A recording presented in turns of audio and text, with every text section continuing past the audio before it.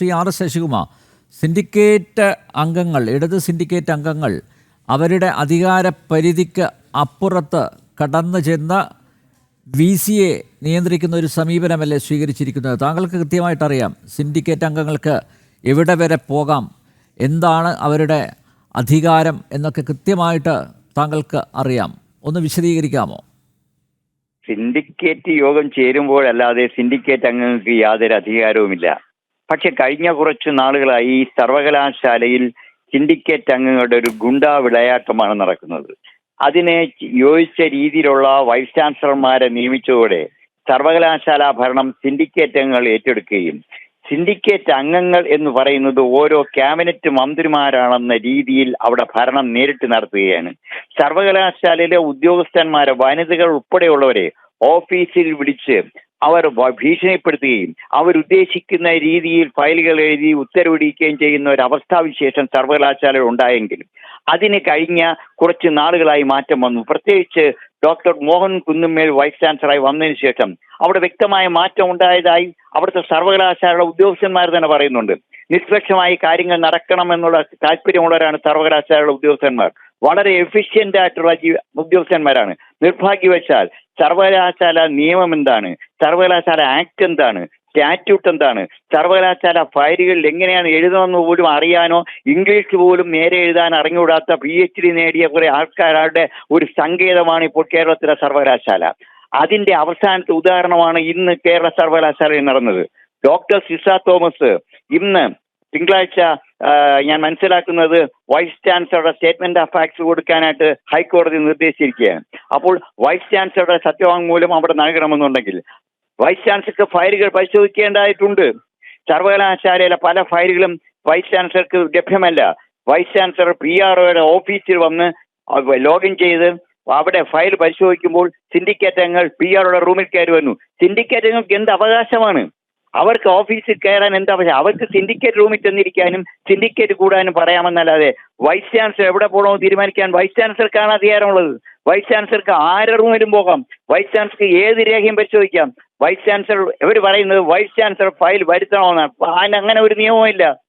University പരീക്ഷാ വിഭാഗത്തിൽ പണ്ട് പല വൈസ് ചാൻസലർമാരും സർപ്രൈസ് ആയിട്ട് ഇൻസ്പെക്ട് ചെയ്തിട്ടുണ്ട്. ചില കുറ്റങ്ങൾ അവർ നേരിട്ട് കണ്ടെത്തിയിട്ടുണ്ട്.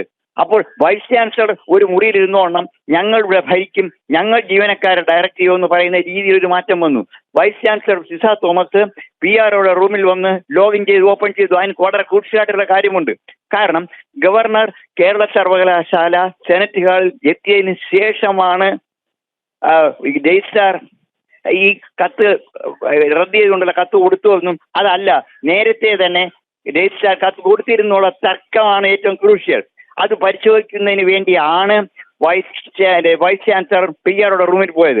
PROയുടെ റിപ്പോർട്ട് എന്നാണ്, എത്ര മണിക്കാണ്, ഏത് സമയത്താണെന്ന് അറിയണമെങ്കിൽ അവർക്ക് നേരിട്ട് ബോധ്യപ്പെടണം. അപ്പോൾ അത് വൈസ് ചാൻസലർ ഉത്തരവാദിത്വമല്ലേ?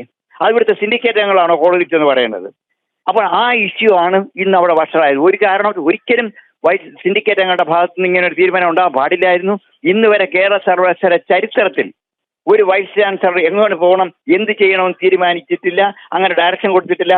എന്തായാലും വൈസ് ചാൻസലർ സിസ തോമസ് ആയതുകൊണ്ട് അവര് ഈ കാര്യങ്ങൾക്ക് എങ്ങനെ നിയമം കൈകാര്യം ചെയ്യണമെന്ന് പൂർണ്ണമായിട്ട് അറിയാവുന്നതുകൊണ്ട് അവർ വേണ്ട രേഖകളെല്ലാം എടുത്തതിന് ശേഷം റൂമിൽ പോയി. റൂമിൽ വന്ന് കാണട്ടെ.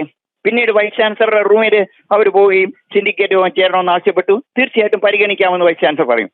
ഒരു മാന്യത വേണ്ടേ സിൻഡിക്കേറ്റ് അംഗങ്ങൾക്ക്? മറ്റൊരു പ്രധാനപ്പെട്ട കാര്യം കൂടി ഞാൻ പറയട്ടെ നമ്പേരെ. ഞാൻ അറിഞ്ഞത് അവിടെ ഇന്ന് നൂറുകണക്കിന് വിദ്യാർത്ഥിനികൾ അവിടെ ക്യൂ ആയിട്ട് നിൽക്കുകയാണ് പരീക്ഷാ ഫീസ് അടയ്ക്കുന്നതിന് വേണ്ടി. ആ സമയത്താണ് സിൻഡിക്കേറ്റ് അംഗങ്ങളുടെ ആക്രോശം. അപ്പോൾ ആ വിദ്യാർത്ഥികൾ ചോദിക്കും, ഇതെന്താണ്? വൈസ് ചാൻസലർ മുമ്പിൽ കുറെ സിൻഡിക്കേറ്റ് അംഗങ്ങൾ കിടന്ന് താണ്ഡവ നൃത്തം ആടുകയാണ്. നമ്മുടെ സർവകലാശാലയെ കുറിച്ച് ആ കുട്ടികൾ എന്ത് കരുതും? ഒരു സർവകലാശാല എങ്ങനെ നശിപ്പിക്കാമെന്നുള്ളതിന്റെ ഉദാഹരണമാണ് ഇന്ന് കേരള സർവകലാശാല നടക്കുന്നത്. ഇതിനൊരു അവസാനം ഉണ്ടായേ പറ്റുള്ളൂ. തീർച്ചയായിട്ടും ശക്തമായ തീരുമാനം കോടതിയുടെ ഭാഗത്തു നിന്ന് ഉണ്ടാകുമെന്നുള്ള ഒരു പ്രതീക്ഷയാണുള്ളത്. തീർച്ചയായിട്ടും ഇന്ന് നടന്ന സംഭവങ്ങൾ നിർഭാഗ്യകരമാണ്. ഈ സിൻഡിക്കേറ്റ് അംഗങ്ങൾക്ക് ഒരു പെരുമാറ്റച്ചട്ടം അറിയില്ലെങ്കിൽ ബന്ധപ്പെട്ട വളരെ മിടുക്കന്മാരായിട്ടുള്ള ആൾക്കാർ അവിടെ സിൻഡിക്കേറ്റ് ഇടതുപക്ഷ സിൻഡിക്കേറ്റ് അംഗങ്ങളുണ്ടായിരുന്നു. അവരെങ്കിലും ഈ പുതിയ സിൻഡിക്കേറ്റ് അംഗങ്ങൾ എന്ന് പറഞ്ഞ് നടക്കുന്ന ഗുണ്ടകളെ ഒന്ന് ഉപദേശിക്കണം. ഉപദേശിച്ചാൽ അത് മാത്രം മതി കേരളത്തിലെ ഉന്നത വിദ്യാഭ്യാസ രംഗം ഒരു പരിധിവരെ രക്ഷപ്പെടാനെന്നാണ് എൻ്റെ വിശ്വാസം. ശ്രീ ശശികുമാർ, ഇന്നലെ ഉന്നത വിദ്യാഭ്യാസ മന്ത്രി R. ബിന്ദു വൈസ് ചാൻസലർക്ക് ഒരു കത്ത് നൽകി. അതായത് KS അനിൽകുമാറിൻ്റെ മുൻ രജിസ്ട്രാറിൻ്റെ സസ്പെൻഷൻ പിൻവലിക്കണമെന്നാവശ്യപ്പെട്ടാണ് കത്ത് നൽകിയിരിക്കുന്നത്. ഉന്നത വിദ്യാഭ്യാസ മന്ത്രിയും ഇവരുടെ പേക്കൂത്തുകൾക്ക് കൂട്ടുനിൽക്കുകയാണ് ഇടത് സിൻഡിക്കേറ്റ് അംഗങ്ങളുടെ. അങ്ങനെയല്ലേ മനസ്സിലാക്കേണ്ടത്? ഞാൻ അങ്ങനെ മനസ്സിലാക്കുന്നില്ല. കാരണം ഉന്നത വിദ്യാഭ്യാസ മേഖലയിൽ എന്ത് നടക്കുന്നുവെന്നോ അറിഞ്ഞുകൂടാത്ത ഒരു വനിതയാണ് ഇന്ന് നമ്മുടെ കേരള സംസ്ഥാനത്തിന്റെ ഉന്നത വിദ്യാഭ്യാസ മന്ത്രി. അതുകൊണ്ട് അവരൊരു കത്ത് നമ്മുടെ ഉന്നത വിദ്യാഭ്യാസ മന്ത്രി ഇന്നലെ ഒപ്പിട്ട ഒരു കത്ത് നമ്മുടെ വൈസ് ചാൻസലർ ഡോക്ടർ സിസ തോമസിന് കൈമാറി. അതിലെഴുതിയിരിക്കുന്നത് അനിൽകുമാറിന്റെ സസ്പെൻഷൻ പിൻവലിക്കാൻ അടിയന്തര തീരുമാനം കൈക്കൊള്ളണമെന്ന്. അങ്ങനെ പറയാൻ ഒരു ഉന്നത വിദ്യാഭ്യാസ മന്ത്രിക്ക് എന്ത് അധികാരമാണുള്ളത്? ഉന്നത വിദ്യാഭ്യാസ മന്ത്രി വൈസ് ചാൻസലറുടെ മുകളിലുള്ളത് ചാൻസലറാണ്. ചാൻസലർക്ക് മാത്രമേ അത്തരത്തിലുള്ള നിർദ്ദേശം വൈസ് ചാൻസലർ കൊടുക്കാൻ നിയമം അനുവദിക്കുന്നുള്ളൂ. ഇപ്പോൾ നിയമം ഉണ്ടാക്കിയിട്ടുണ്ട്. ആ നിയമത്തിൽ ആരെയും ശാസിക്കാനും ആരെയും പരിശോധിക്കാനും ഏത് ഉത്തരവ് റദ്ദാക്കാനും ആരെ പാസ്സാക്കാനുള്ള അധികാരങ്ങളൊക്കെ മന്ത്രിക്ക് കൊടുക്കും. അത് നിയമം പാസ്സായതിനു ശേഷം മതിയല്ലോ. ഇപ്പോൾ നിയമം പാസ്സായിട്ടില്ലല്ലോ. ആ നിയമം ഗവർണർ അംഗീകരിച്ചിട്ടില്ലല്ലോ. അപ്പോൾ ഈ കേരള സർവകലാശാലയുടെ നിയമം അനുസരിച്ച് മന്ത്രിക്ക് യാതൊരു നിലപാടുമില്ല. മുൻകാലങ്ങളിലെല്ലാം ഉള്ള മന്ത്രിമാർ പരിഗണിക്കണം എന്നുള്ള കത്ത് മാത്രമേ ഉള്ളൂ. അങ്ങനെ പറയാം. ഒരാവശ്യം വന്നു, ഇന്ന കാര്യമുണ്ട്, അത് വൈസ് ചാൻസലർ പരിഗണിക്കണം എന്ന് പറയുന്നതിന് പകരം അനിൽകുമാറിന്റെ സസ്പെൻഷൻ റദ്ദാക്കണമെന്ന് പറയാൻ ബിന്ദുവിന് എന്ത് അധികാരമാണ്? പക്ഷേ ഞാൻ ബിന്ദുവിനെ കുറ്റപ്പെടുത്തുന്നില്ല. കാരണം അവരാ കത്ത് വായിച്ചു പോലും നോക്കിയിരിക്കില്ല. കാരണം കത്ത് എഴുതി കൊടുക്കാനായിട്ട് അവിടെ ഒരു പ്രത്യേക ഒരു സംഘമുണ്ട്. ആ സംഘം എഴുതി കൊടുക്കുന്നതിന് ഒപ്പിട്ട് കയറുകയാണ്. വളരെ നിർഭാഗ്യകരമായ മറ്റൊരവസ്ഥയാണ്. അതുകൊണ്ട് ഈ സിൻഡിക്കേറ്റ് അംഗങ്ങളും ഡോക്ടർ ബിന്ദുവും ഒക്കെ ഒരേ മുഖത്തിൽ കെട്ടാവുന്നുള്ള ആൾക്കാരാണ്. ഇതെല്ലാം സംഭവിക്കും. ഇതൊക്കെ സംഭവിക്കാൻ അതിശയിക്കാനില്ല. വളരെ നന്ദി ശശികുമാർ സാർ ഈ ഘട്ടത്തിൽ പ്രതികരിച്ചതിന്.